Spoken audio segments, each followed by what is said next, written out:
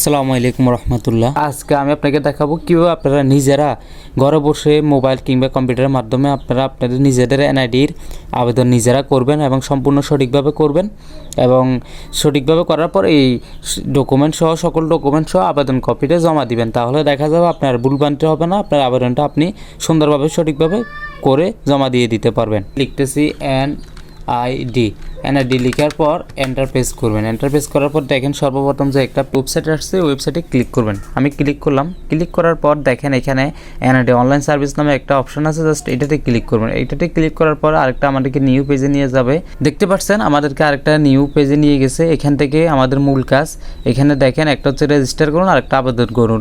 রেজিস্টারটা হচ্ছে যারা আগে থেকে আবেদন করছে, অর্থাৎ আগে আবেদন করে জমা দিয়ে দিচ্ছে, ছবি পিঙ্গের তোলা শেষ, তখন দেখবেন একটা স্লিপ নম্বর দেয়। স্লিপ নম্বরটা দিয়ে জাস্ট ওনাদের এনআইডি নম্বরটা বা ওনাদের এনআইডিটা বাহির করবে। এটা হচ্ছে জাস্ট রেজিস্টারের কাজ।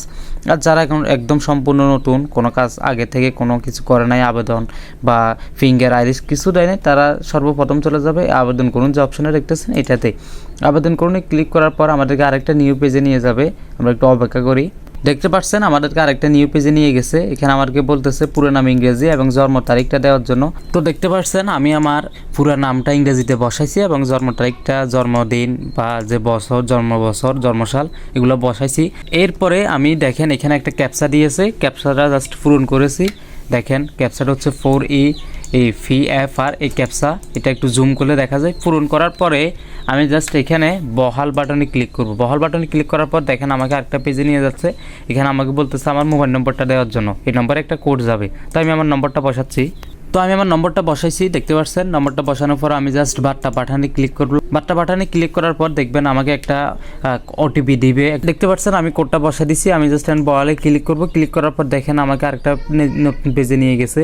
এখানে আমাকে বলতেছে ইউজার নেম, পাসওয়ার্ড এবং পুনরায় পাসওয়ার্ড সেট করার জন্য। তো আমি ইউজার নেম যে কোনো একটা দিয়ে দিচ্ছি। আপনারা ইউজার নেম, পাসওয়ার্ড এবং পুনরায় পাসওয়ার্ড আপনারা আপনার মন মতো দিয়ে দিবেন। এই যে দেখতে পাচ্ছেন আমার বাংলাদেশ নির্বাচন কমিশন অর্থাৎ এনআইডির যে ওয়েবসাইটটা চলে আসছে, মেন ওয়েবসাইট। আমার কাজ হচ্ছে এখন মূল এখানে সঠিকভাবে দেখে টাইপ করব। আপনারা চাইলে প্রোফাইল বা বিস্তারিত প্রোফাইলে ক্লিক করতে পারেন। তো আমি প্রোফাইলে ক্লিক করতেছি। প্রোফাইলে ক্লিক করার পর দেখেন আমার সম্পূর্ণ ডিটেলস এখানে চলে আসছে। আমি শুধু এখানে দিয়েছি কি আমার নাম ইংরেজিতে, দেখতে পাচ্ছেন। এটা কিন্তু আপনারা চাইলে এডিট করতে পারবেন না, তাই আপনারা যখনই করবেন প্রথমে তখনই একটু ভালোভাবে লক্ষ্য করে যাতে ভুল না হয় ওইভাবে করে নেবেন। তো আমি জাস্ট তথ্য দেওয়ার জন্য এডিট বাটন যেটা, এডিটে ক্লিক করব।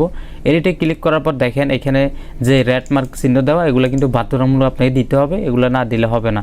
তো এখানে নাম বাংলাতে বলতেছে। তো দেখতে পাচ্ছেন আমার এখানে সকল তথ্য সম্পূর্ণভাবে সঠিকভাবে পূরণ করা শেষ। আমি আমার নাম বাংলা, ইংরেজি, আমার লিঙ্গ, রক্তের গ্রুপ, আমার জন্ম নিবন্ধন নম্বর, জন্ম তারিখ, জন্মস্থান। আপনারা অনেক সময় জন্মস্থানটা ভুল দিয়ে থাকেন, আপনারা জন্মস্থান বাংলাদেশ দিয়ে দেন, এটা আপনারা করবেন না। আপনারা যদি চট্টগ্রাম হন চট্টগ্রাম, অর্থাৎ আপনারা জেলা যেটা আপনারা জেলা চার্জ দিয়ে দেখবেন আছে কিনা। যদি না থাকে তাহলে বাংলাদেশ দিবেন, আর যদি জেলা থাকে তাহলে ওই ক্ষেত্রে জেলা দিয়ে দিবেন। তো আমার চট্টগ্রাম জেলা দিয়ে দিছি। এরপরে পিতার তথ্য দিলাম, পিতার নাম, পিতার ইংরেজি নাম, বাংলা নাম, পিতার এনআইডি। পিতা যদি মৃত হয় তাহলে এখানে মৃত্যুতে ক্লিক করবেন। মৃত্যুতে ক্লিক করার পর এখানে মৃত্যুর বছরটা কত সালে মারা গেছে ওইটা আপনারা দিয়ে দিবেন। আর মৃত না হলে প্রয়োজন নাই, এটা জাস্ট তুলে দিবেন। মাথার ক্ষেত্রেও সেম, মৃত হইলে আপনারা মৃত দিবেন, আর মৃত না হলে এটা দেওয়ার প্রয়োজন নাই। জাস্ট আপনারা সকল তথ্য সঠিকভাবে পূরণ করবেন।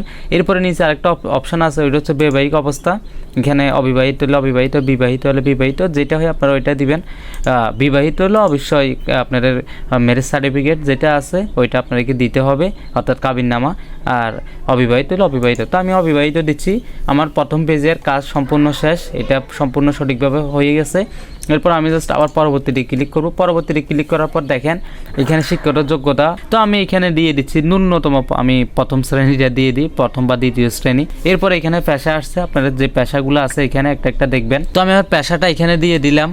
এরপর এখানে দৃষ্টিশক্তি আপনার, অর্থাৎ শরীরে কোনো সমস্যা আছে কি না এটা থাকলে আপনারা এখানে দিবেন। যদি কোনো সমস্যা থাকে তাহলে এটা দিবেন। আর না থাকলে এটা অপশনাল, না দিলেও চলবে। তো আমার এখানে সমস্যা আছে একটু, আমি এটা দিয়ে দিচ্ছি। তো আমি এটা দিয়ে দিলাম। এরপর আমি একটু নিচে গিয়ে দেখি আমার ড্রাইভিং লাইসেন্স নম্বর থাকলে দিবেন, টিন নম্বর থাকলে দিবেন, পাসপোর্ট নম্বর থাকলে দিবেন, আর না থাকলে দেওয়ার প্রয়োজন নয়। টেলিফোন নম্বর এটাও লাগতেছে না, আপনারা চাইলে দিতে পারেন, এগুলো না দিলেও সমস্যা নাই। এরপর আমি এখানে ধর্ম, আমার ধর্মটা আমি অবশ্যই ইসলাম, আমি ইসলাম ধর্ম দিয়ে দিচ্ছি। এরপরে এখানে আমার কাজ শেষ। এরপর আমি পরবর্তীতে চলে যাব। পরবর্তীতে যাওয়ার পর আমাকে আরও কিছু তথ্য দিতে হবে, যেমন আমার বর্তমান ঠিকানা, স্থায়ী ঠিকানা, এগুলো আমাকে দিতে হবে, ভোটার এরিয়া, এগুলো সব কিছু আমাকে দিতে হবে। তো আমি আমার অবস্থানরত দেশ আমি বাংলাদেশ দিয়ে দিচ্ছি। আমি এখন ভোটার ঠিকানা কোথায় ভোটারও, আমি স্থায়ী ঠিকানা ভোটার হবো, স্থায়ী দিয়ে দিলাম। এরপর আমি আমার এখানে বর্তমান ঠিকানা সিলেক্ট করব। আমার বিভাগ চট্টগ্রাম, আমার জেলা চট্টগ্রাম, তারপর আমার উপজেলা হচ্ছে সীতাকুণ্ড। তা আপনারা আপনাদের যে ঠিকানা, ওই ঠিকানাগুলো দিয়ে দিবেন। আমি উপজেলা সীতাকুণ্ড দিলাম। আমার এটা হচ্ছে পৌরসভা। এরপরও আমার হচ্ছে এখানে সীতাকুণ্ড পৌরসভা, আমার ওয়ার্ড নম্বর হচ্ছে 2। এরপর আমার মৌজা হচ্ছে মধ্য ইয়াকুবনগরের অংশ, এটা মধ্য ইয়াকুবনগর পড়ছে। এরপর আমার হচ্ছে গ্রাম হচ্ছে এখানে অন্যান্য দিব, অন্যান্য দিয়ে আমি জাস্ট ইয়াকুবনগর দিব। আমার এখানে বাসা বা হোল্ডিং নম্বর চাইতেছে, আমি আমার বাসার নামটার হোল্ডিংটা লিখে দিয়ে দিচ্ছি। এরপর আমার পোস্ট অফিস সীতাকুণ্ড দিয়ে দিচ্ছি। এরপর আমার এটা পোস্ট কোড 4310, এটা অটো নিয়ে নিছে। স্থায়ী ঠিকানা সেম, আমার বর্তমান ঠিকানা যেটা স্থায়ী ঠিকানা এটা। তো এখন আমার বর্তমান স্থায়ী ঠিকানা সব কিছু আসে সঠিকভাবে দিয়েছি আমি। এখন আমি জাস্ট আবার পরবর্তী বাটনে ক্লিক করব। পরবর্তী বাটনে ক্লিক করার পর দেখেন এখানে আমাকে বলতেছে আবেদন করার জন্য কোনো কাগজপত্রের প্রয়োজন নেই, অর্থাৎ আপনাকে অনলাইনে কোনো কাগজপত্র সাবমিট করতে হবে না।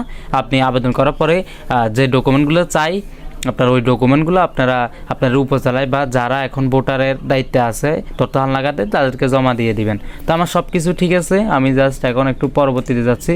পরবর্তীতে যাওয়ার পর দেখেন এখানে সাবমিট বাটন আছে, সাবমিট বাটনে ক্লিক করলে আপনার আবেদনটা সাবমিট হয়ে যাবে। তো আমি সাবমিট করার আগে আবার একটু পিছনে যাচ্ছি, পিছনে গিয়ে সব কিছু ভালোভাবে তথ্যগুলো দেখে তারপর সাবমিট করব। তো আমি দেখেছি আমার সকল তথ্য সঠিক আছে। আমি জাস্ট এখন চেক করার পরে জাস্ট পরবর্তীতে যাব এবং এখানে আমি জাস্ট সাবমিটে ক্লিক করব। সাবমিটে ক্লিক করার পর দেখেন আমার আবার এটি সাবমিট হয়ে গেছে।